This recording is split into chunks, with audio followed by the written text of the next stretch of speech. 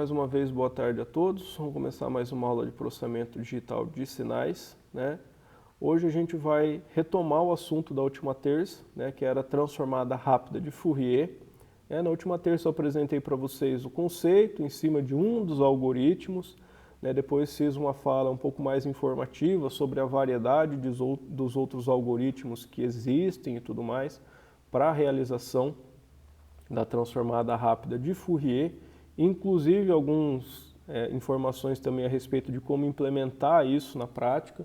É minha vontade, talvez já a partir do próximo semestre, trazer essa dinâmica de implementação prática para dentro do nosso trabalho em sala de aula, né? No próximo semestre a gente espera ter uma atividade presencial com um calendário acadêmico de 100 dias por semestre, né? Vai dar para trabalhar bem melhor.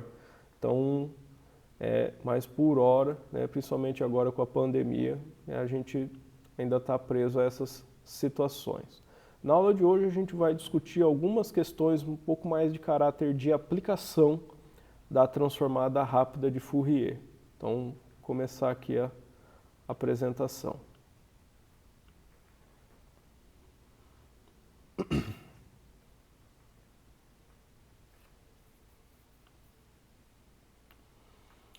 Bem, pessoal, o segundo material de FFT, o FFT 10, né, já está disponível atualizado lá no MATLAB Drive.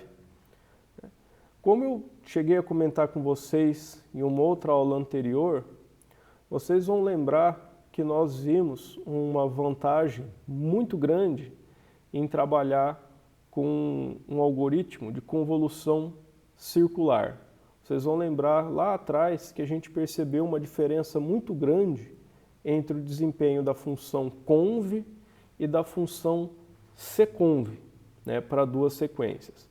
Agora, pessoal, que a gente tem, né, acesso ao entendimento da transformada rápida de Fourier, fica muito mais claro, né, porque que essa operação, né, que era a convolução circular, é calculada muito mais rapidamente do que a convolução linear. A ideia, pessoal, é que no final das contas a gente de fato não realiza essa operação, né? O que a gente faz é, eu tenho um sinal x de n, uma sequência x de n, com uma sequência h de n. Eu vou fazer a FFT dessas duas sequências, completando elas com zero para ficar do mesmo tamanho. Vou multiplicar essas FFTs para obter um y de k.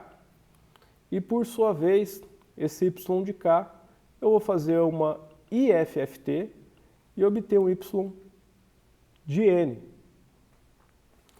A hora que eu comparo os custos dessa operação inteira, eu falo, ó, duas FFTs, mais uma multiplicação complexa, dá 4n flops, e depois uma FFT inversa, a gente tem um custo computacional que fica de ordem n log de n, enquanto a expressão exata da convolução, que não vai ser muito diferente dessa convolução circular aqui, a gente só não tem um deslocamento circular, nós sabemos que tem um custo n ao quadrado. Na verdade, aqui ele fica exatamente n ao quadrado flops para os processadores com instruções multiplica e soma. Quando a gente compara isso, compara esses custos levantados aqui com o custo da convolução rápida, eu chego nesse gráfico. Esse gráfico aqui, então, pessoal, compara um custo. A linha reta é um custo, obviamente não é o que custa no meu computador para fazer isso, isso é um levantamento teórico, né? Então, mas aqui eu tenho o custo de n ao quadrado operações em ponto flutuante, que foi obtido a partir da averiguação da soma de convolução. Então a gente repara aqui que ele tem uma inclinação, né? E que eu tenho uma escala que vai de 10 a 0 até 10 ao cubo, no eixo x, mas que varia até 10 a sexta no eixo y. Então, aqui a reta, num gráfico log-log, representa uma potência, no caso aqui, uma potência quadrática. Então, tem essa relação. Enquanto a linha vermelha representa o custo da obtenção da convolução circular, né? Onde eu preciso, né, fazer a FFT, multiplicar no espectro e fazer a FFT inversa. Reparem que o custo da convolução circular, ela está dada aqui como uma escadinha. Por quê? Eu estou considerando o custo computacional de uma FFT radix 2. Ou seja, eu estou considerando que o comprimento do sinal é sempre uma potência inteira de 2. Então aqui, conforme eu trabalhei o comprimento do meu sinal, que está indo de 2 até 2 elevado a décima, para fazer o custo da convolução é fácil, foi só elevar isso ao quadrado. Só que para fazer o da convolução rápida através da FFT, eu tenho que completar alguns tamanhos com zeros para chegar na potência de 2. Por exemplo, o primeiro custo, que é 2, legal, 2 é uma potência inteira de 2. Mas o próximo passo, onde o custo é 3, eu não posso aplicar 3 nessa expressão. Ele não faz sentido, né? Essa expressão só serve para n que seja uma potência inteira de 2. Então esse 3 ele é arredondado para 4. Aí é por isso que eu tenho esse gráfico escadinha, porque eu tenho aqui o preço para 2, a 3, que é igual ao custo de 4. E aí, a hora que eu vou para 5, 5 é igual ao custo de 6, de 7 e de 8, porque 8 é a próxima potência inteira de 2. E aí eu continuo a ideia. Passou de 8, fui para 9. O custo com 9 se mantém o mesmo até 16, porque ele arredonda todo mundo para a próxima potência inteira de 2. Então, o que esse gráfico mostra aqui para a gente é que, na verdade, existe uma diferença aí de eficiência, dependendo da implementação. Se a sequência for maior, aqui eu tenho 10 ao quadrado, aqui eu tenho aproximadamente, aqui é 90, aqui é 80. Se a sequência tiver mais do que 80 amostras, aproximadamente, a gente já vai ver isso em detalhe, aqui a gente percebe que a convolução linear, o custo subindo, lá com n ao quadrado, e a convolução rápida radix 2 crescendo aqui com degraus n log de n. Então, a partir de 80 amostras, para fazer o processamento, pelo menos em radix 2, compensa fazer convolução rápida, né? Aqui eu tenho uma faixa aqui no meio, onde o meio de campo está embolado, né? Tem aqui regiões onde é bastante específico qual que seria o custo mais eficiente, mas de uma forma geral eu também percebo que se eu tiver menos de 50 amostras, todo esse cálculo adicional das FFTs e a inversa e a multiplicação no espectro, né? Tudo isso acaba ficando mais caro, né? Aquela ideia, ficou mais caro o molho do que o peixe. Então, se eu tiver menos do que 50 amostras, a convolução linear, exatamente como definida lá atrás, né? A solução direta daquele somatório, acaba sendo computacionalmente mais interessante. Uma coisa importante para se dizer desse gráfico, pessoal. Esse gráfico não é a única coisa que a gente deve olhar, né? Esse é um gráfico de custo computacional, em termos de operações. Mas custo computacional não se mede só em operações, pessoal. Custo computacional também se mede em consumo de memória. Então teria que olhar nessas duas dimensões. Mas aqui a gente está fazendo uma análise mais simplificada, sem olhar também para consumo de memória. Então aqui a gente percebe que se eu tiver aí menos de 50 amostras, faz a convolução direta que vai ser mais simples, vai ser mais eficiente, mais rápido. Se eu tiver mais de 80 amostras, faz convolução rápida, faz através da FFT, que vai ser muito mais eficiente. Só que, de novo, o valor aqui já indica algo muito saliente para nós. Pessoal, pensando em volume de dados, uma das aplicações que tem a menor taxa de amostragem é processamento de áudio. Processamento de áudio, pessoal, a gente normalmente trabalha com áudio amostrado acima de 40 mil amostras por segundo. 80 amostras, pessoal, vão corresponder a 5 milissegundos de áudio. É muito pouco, né? Mesmo se eu estiver trabalhando com blocos muito pequenos, não tem razão para eu trabalhar com isso, porque um buffer de 80 amostras seria um buffer aí que ia estar medido em áudio normalmente é feito em 16 bits, 80 amostras, ia ser 160 bytes. Realmente a gente trabalha com buffers bem maiores que isso, a gente pode trabalhar com blocos maiores. Mesmo se eu for para uma área específica de processamento de voz, sinais de voz, pessoal, vão ser amostrados aí pelo menos em 8 kHz. Ainda assim, pessoal, 8 kHz, 80 amostras, vai ser 1% da excursão do sinal. A gente costuma trabalhar com fatias maiores do código. Ou seja, pelo argumento apenas do comprimento do meu sinal, é muito difícil a gente estar numa situação onde seja vantagem realizar a convolução linear. Pelo comprimento de amostras, virtualmente todas as situações práticas vão cair aqui nessa parte da figura, onde é mais eficiente trabalhar com a convolução rápida, através da transformada rápida de Fourier. O que acontece então? Onde que isso não é aplicável? Isso fica subentendido aqui, mas é algo muito importante. Pessoal, para fazer esse processamento rápido, eu preciso calcular, e normalmente isso fica pré-calculado, fica pré-computado, a FFT da resposta impulsiva, para obter o H de K, que eu vou usar aqui para multiplicar. Então, essa FFT não é uma FFT que eu faço o tempo inteiro. Eu faço ela quando eu estou projetando o sistema. E os valores de H de K vão ficar armazenados, vão ser os fatores do ganho multiplicativo aqui. Basicamente, então, eu vou fazer a FFT de x de n e depois vou fazer a IFFT de y de k, só. E, obviamente, essas multiplicações aqui também têm que ser feitas. Esse é o custo que está sendo dado aqui.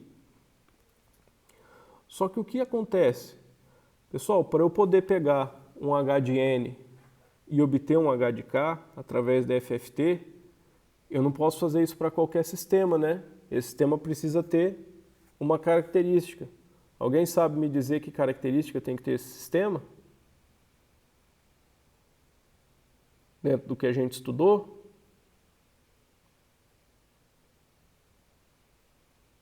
Vamos lá, pessoal. Uma interaçãozinha aí, nem fico cobrando muito isso. O sistema tem que ser o quê dentro dos sistemas que a gente estudou?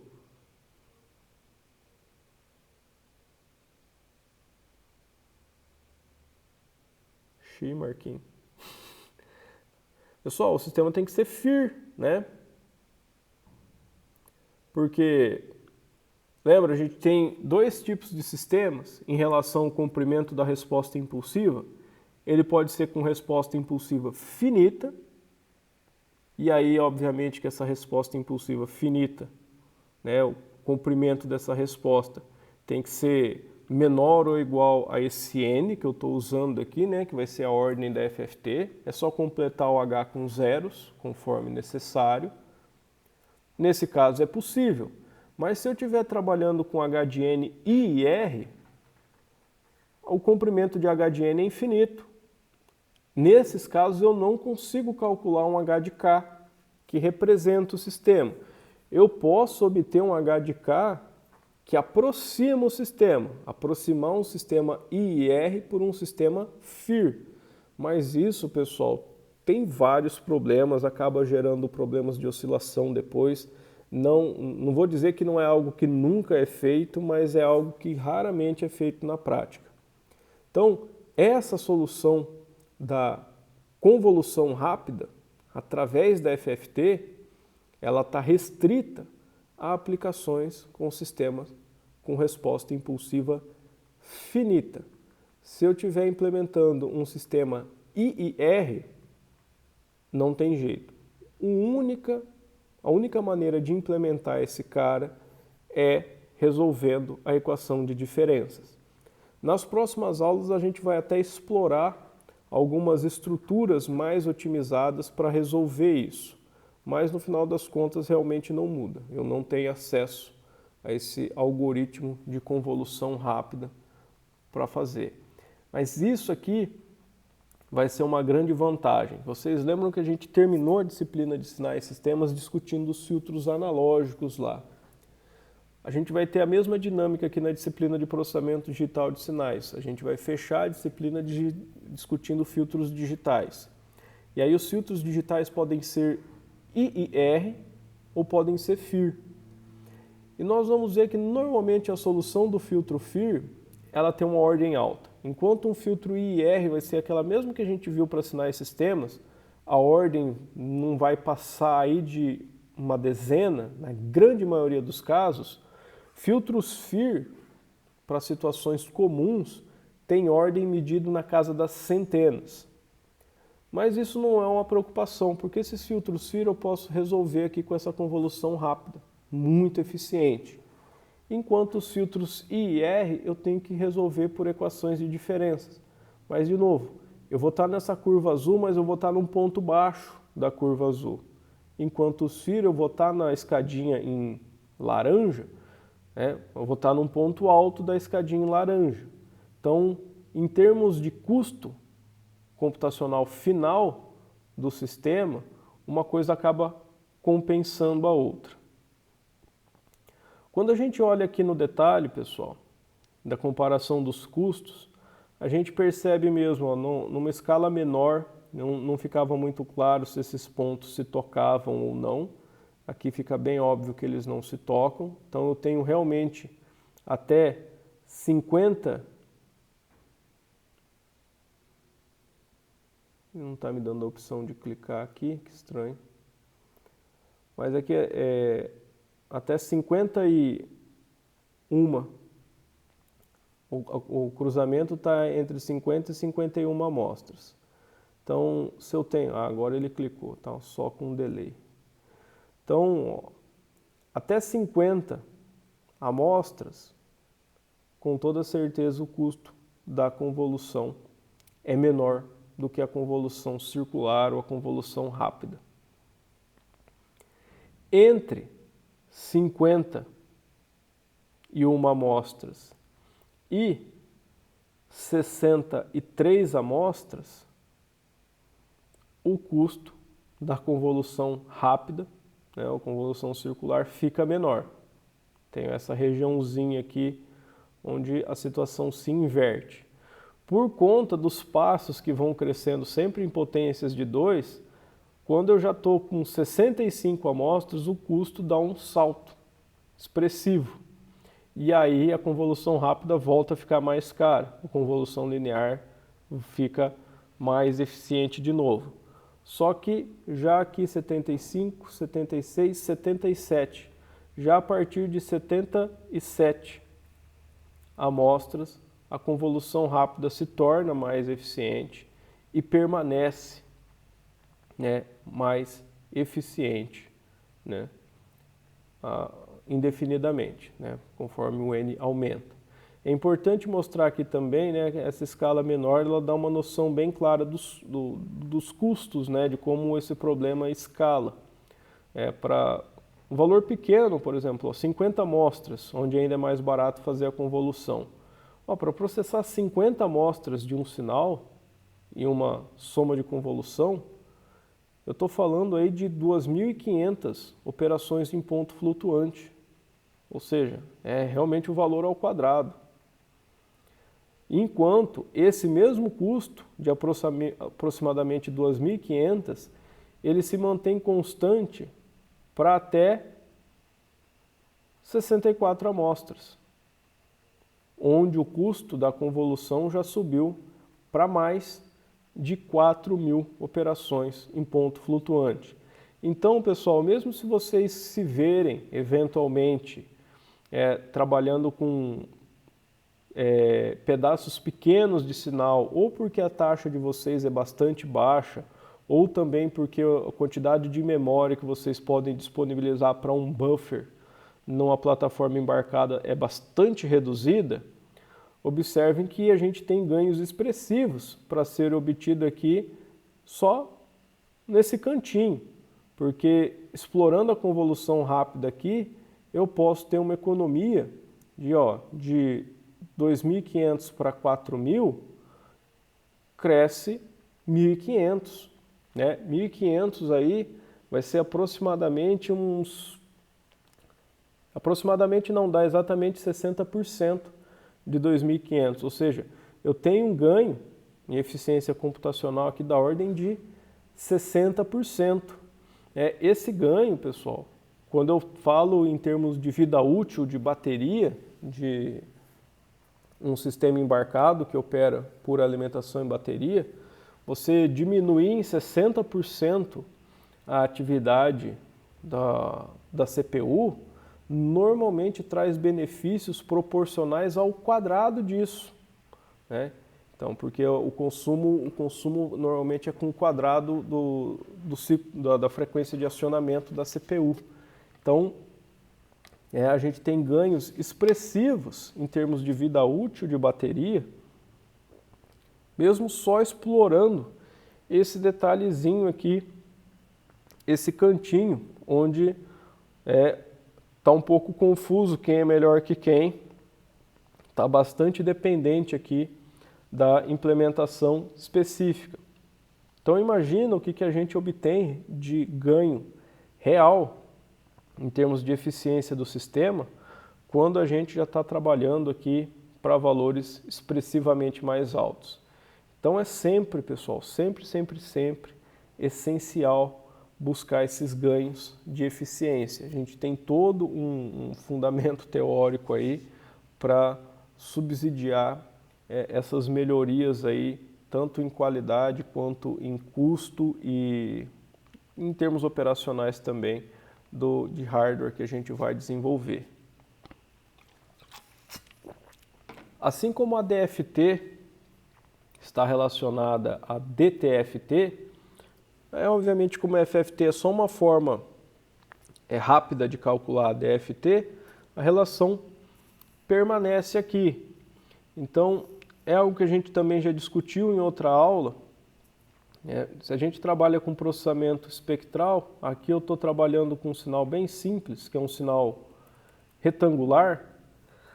A DTFT assume que o sinal tem duração infinita. O sinal com duração infinita tem esse espectro pulsado aqui. A gente vê, tem essas oscilações. Se eu faço FFT exatamente em cima da taxa mínima para representar esse sinal, eu tenho um espectro que, percebam aqui, pessoal, dá a entender que o sinal é constante. Aqui eu fiz a FFT olhando para um comprimento de sinal que é só o comprimento do pulso retangular. Se eu olho só para o comprimento do pulso retangular e todos os valores são 1, eu realmente assumo que o sinal é constante. E reparem que a representação da FFT segue isso. Ele dá uma FFT que tem um impulso na origem, para a frequência 0, e todos os outros valores são nulos. Isso aqui é a representação espectral de um sinal constante.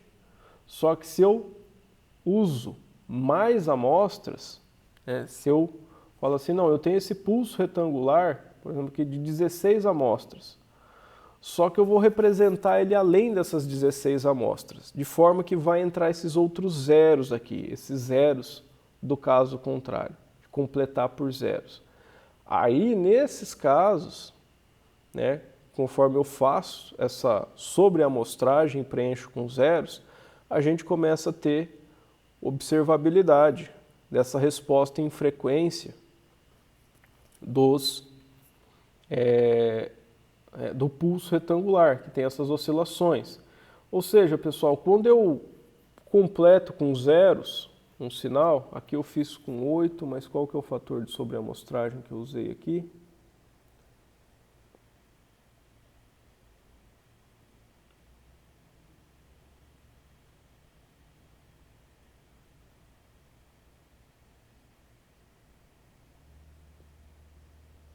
Tá, esse aqui é um outro.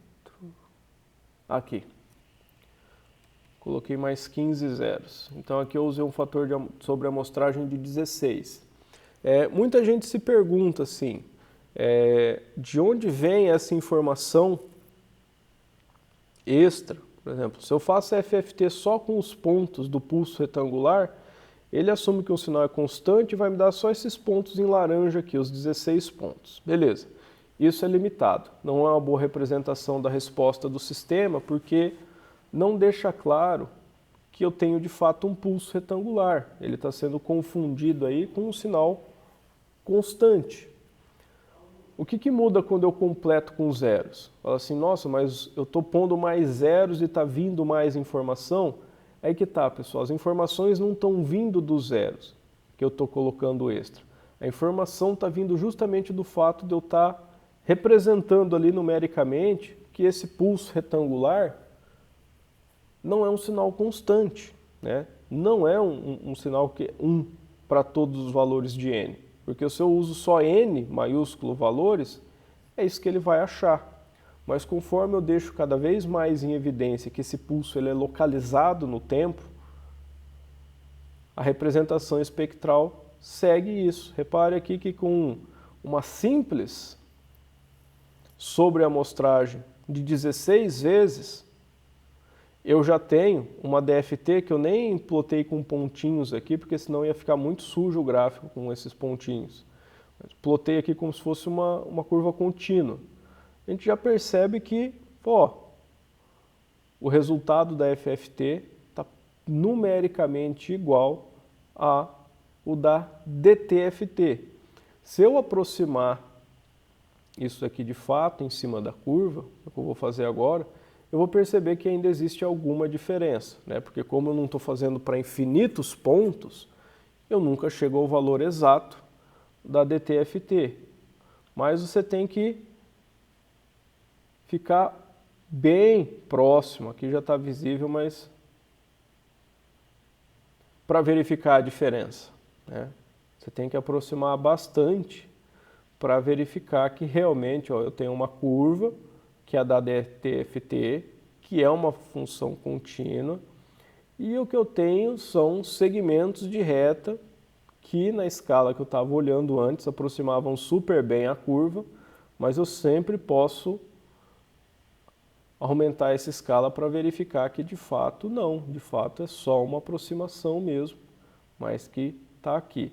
Eu posso usar a FFT, como ela é bastante eficiente, eu posso lançar mão de uma sobreamostragem arbitrariamente alta para fazer um estudo um pouquinho mais refinado do espectro do sinal como um todo, ou seja, aproximar a DTFT através de uma FFT. Porque esse cara aqui eu só estou calculando aqui no MATLAB porque o MATLAB faz cálculos simbólicos, né? Mas, de uma forma geral, a gente trabalha só com cálculos puramente numéricos, principalmente implementações em eletrônica embarcada. Embora seja possível, o toolbox simbólico do MATLAB, ele não é compatível, mas ele usa os mesmos... ele usa uma sintaxe não, ele usa chamadas de comando que são muito similares ao toolbox simbólico do Python, que é onde a maioria dos esforços aí para cálculo simbólico em código aberto estão sendo realizados hoje. É no SymPy, né, que trabalha com cálculo simbólico no Python.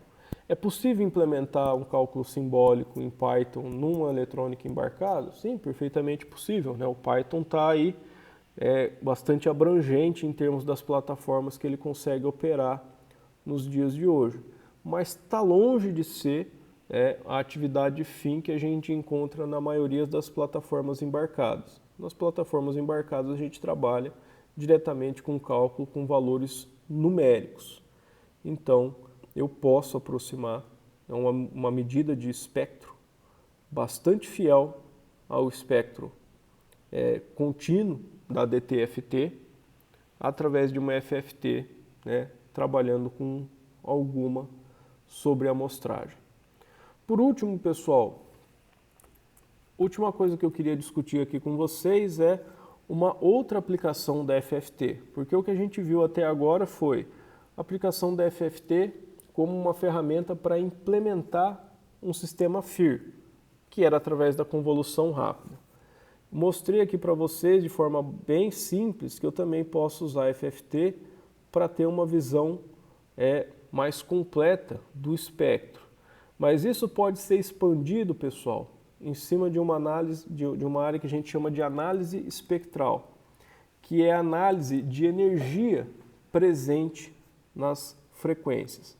E uma das formas mais simples de fazer essa análise espectral é através de uma representação gráfica que a gente chama de periodograma. O periodograma, pessoal, é uma estimativa bastante simples da distribuição espectral de potência de um sinal. Isso é algo que vocês vão ver só próximo semestre em Fundamentos de Comunicação, mas a distribuição espectral de potência, que na literatura, deixa eu ver se o nome aparece aqui, aparece, a gente chama de PSD, no caso aqui, distribuição é quando é discreto, pessoal, quando é contínuo é densidade, então acaba ficando a mesma sigla, mas PSD, Power Spectrum Density, densidade espectral de potência. Essa PSD, pessoal, é a forma que a gente tem mais simples de visualizar sinais na frequência. A gente visualiza elas em termos da potência presente no sinal. Principalmente em aplicações de comunicação sem fio, pessoal.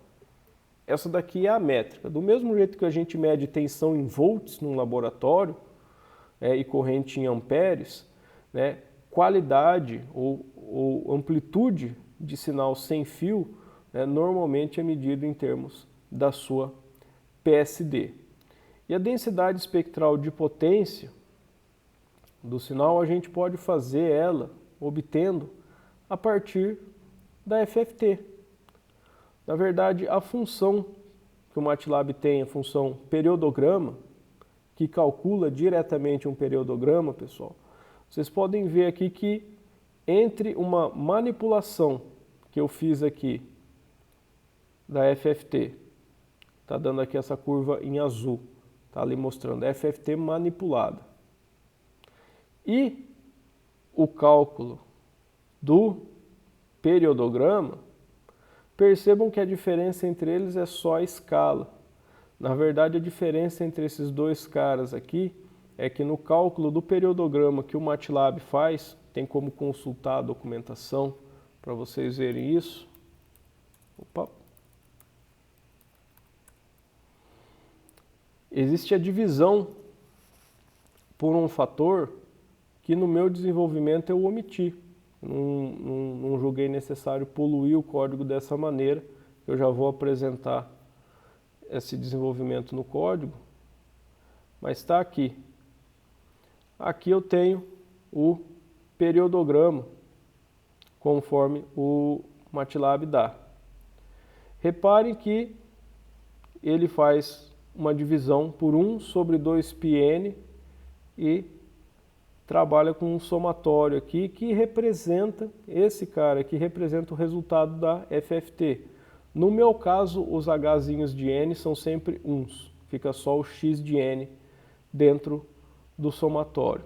Mas tirando esse fator fora, está multiplicando aqui, que a razão de ter esse fator aqui é algo que eu não vou entrar em detalhe aqui, mas é um conceito que vem de telecomunicações.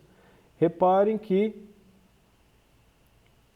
o que eu fiz trabalhando com FFT e o periodograma que o MATLAB calculou, a única diferença é uma questão de escala.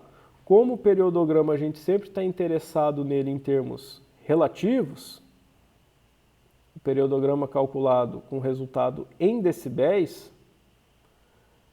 essa diferença aqui que eu estou observando, em termos da magnitude quadrática sem as correções, ela é imaterial. Ela não vai fazer diferença, porque a hora que eu trabalho com diferenças relativas,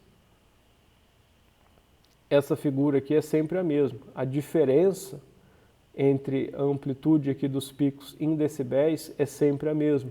Se ela vai estar mais para cima ou mais para baixo, vai depender só de como eu estou representando a potência total do meu sinal. E isso é arbitrário.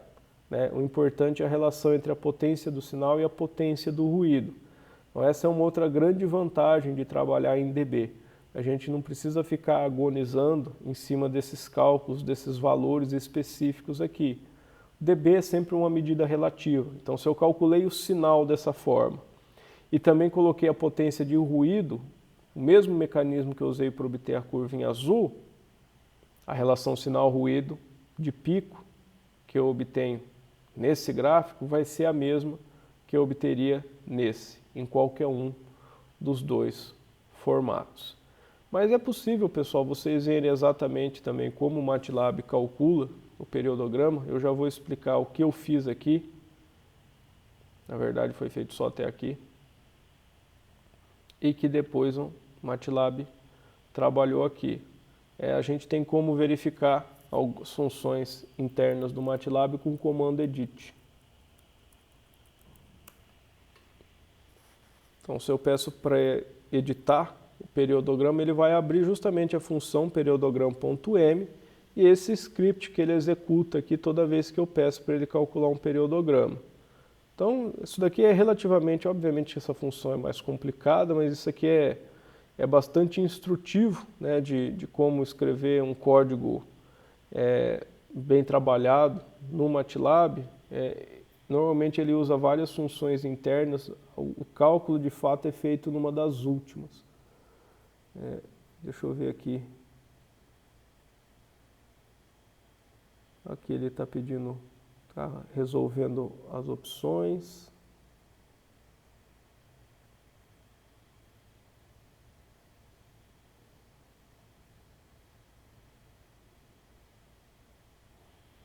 Aqui.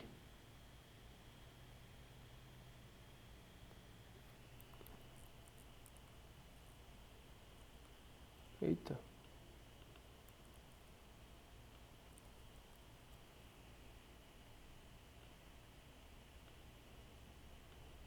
Ah, tá. Ele tem uma outra função que esse compute PSD, que está fazendo o trabalho de fato. Então, vamos lá.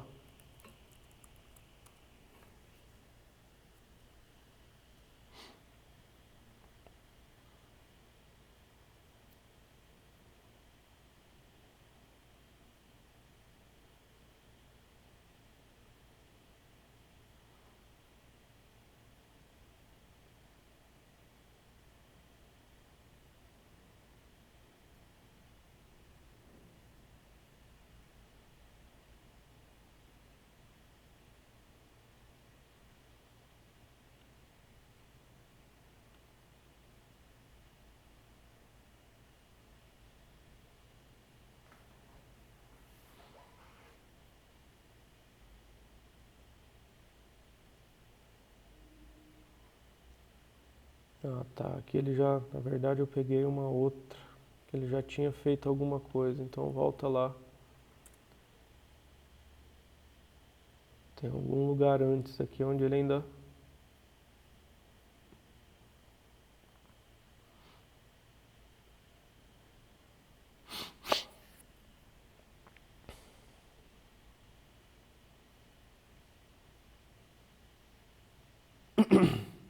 Aqui ele define as janelas.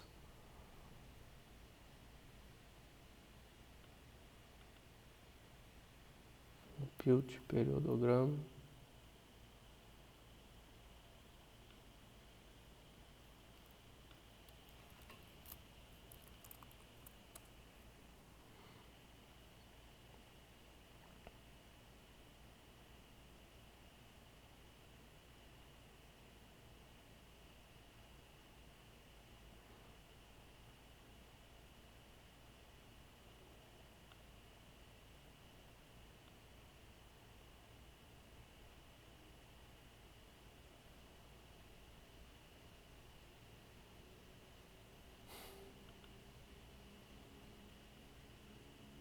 aqui.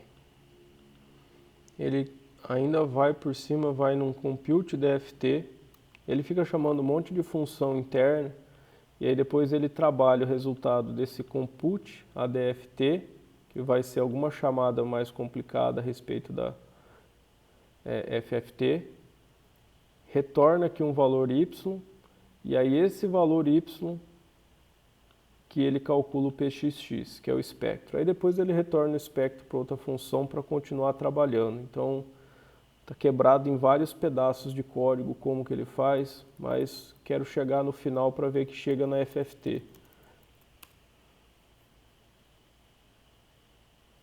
Tem a função compute DFT.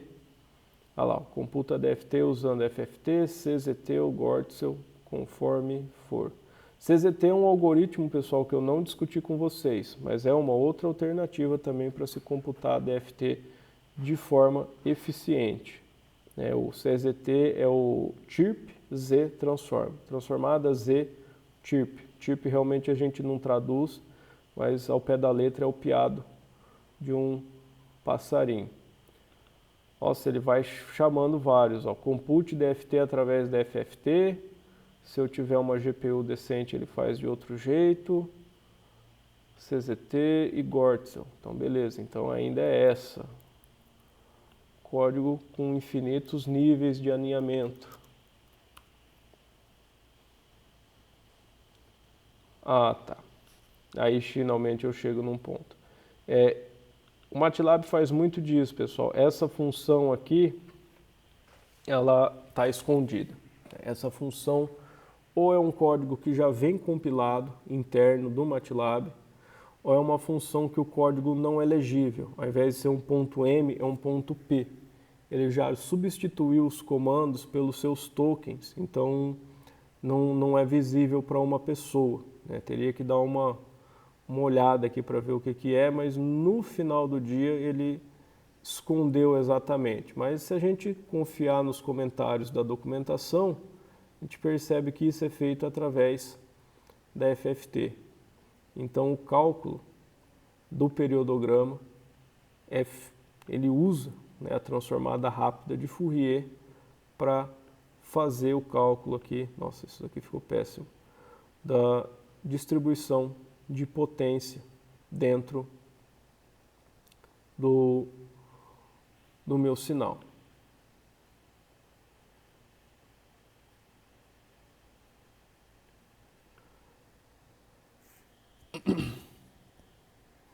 Bem, pessoal, a função periodograma, então, uma função que vocês vão poder usar aí para trabalhar tanto com a estimativa da PSD de um sinal discreto, quanto de um sinal contínuo, ou da representação discreta de um sinal contínuo. Voltando aqui no comando da PSD, a gente tem a PSD aceita tanto diretamente só o sinal, aceita um argumento do sinal e uma janela para ser utilizada. O sinal, uma janela e o comprimento da FFT. E por último, para traduzir as informações de frequência todas para Hertz, ele também aceita uma frequência de amostragem. Então ele tem várias opções de como construir o resultado que o periodograma aceita. Mas voltando ali ao como o cálculo é realizado de fato, que é o que eu fiz aqui, que vai ser importante para nós. A PSD, ela é calculada basicamente, eu vou pegar o resultado da FFT e esse resultado elevado ao quadrado vai me dar a distribuição de potências. Só que lembra, pessoal, quando eu trabalho com a FFT, eu estou trabalhando com uma base que é uma exponencial complexa. Na exponencial complexa, eu tenho frequências positivas e negativas. Para um sinal real, eu só tenho frequências positivas. O cosseno, com a frequência positiva ou negativa, dá o mesmo resultado. A gente não tem observabilidade para falar de uma frequência negativa no cosseno. O valor é exatamente o mesmo. O seno também não muda, porque o seno para uma frequência negativa fica menos seno. Só que é o mesmo resultado que eu tenho para o seno de um tempo negativo. Então não tem como saber se é a frequência ou se é o tempo que é negativo. Então, para sinais reais, a gente sempre assume que as frequências são positivas, porque o cosseno é uma função par, o seno é uma função ímpar, nenhum deles vai mudar de uma maneira que eu consiga reconhecer unicamente como resultado da frequência sendo negativa. Sempre fica a dúvida se não era o tempo, porque eu multiplico a frequência pelo tempo. No caso da exponencial complexa, não. A gente tem uma diferença muito clara. Se a frequência é negativa, a exponencial complexa é um fator que gira no sentido horário. Se a frequência é positiva, a exponencial complexa é um fator que gira no sentido anti-horário. Então, o que eu preciso fazer de fato, na hora que eu vou calcular uma FFT? Primeiro, eu preciso dividir ela pela raiz do comprimento de L. Eu já expliquei isso para vocês na aula passada da FFT, mas a ideia é que a exponencial complexa ela é uma base ortogonal, mas ela não é ortonormal. Então, os valores de potência mudam antes e depois de fazer uma FFT. Uma das maneiras de preservar isso, deixar a transformação unitária, é dividir todo mundo sempre por 1 sobre raiz de n, onde n é o número, tamanho da minha FFT. Então eu fiz isso aqui, né? Calculei, né, o tamanho do meu sinal x e calculei a FFT dele, né, como é FFT de fato, sem nenhuma divisão, como a gente viu na aula passada, e dividindo pela raiz do comprimento dele. Agora, essa frequência aqui, o conteúdo em frequência de x, a potência que eu tenho em x de k, é a mesma potência que eu tenho em x de n. Ficou a relação 1 para 1. Na PSD, eu simplesmente peguei os valores de 1, que é a frequência 0, o primeiro bin, né, o k igual a 0, até o comprimento dividido por 2, que vai corresponder à frequência máxima de π radianos por amostra. Esses caras eu elevei ao quadrado.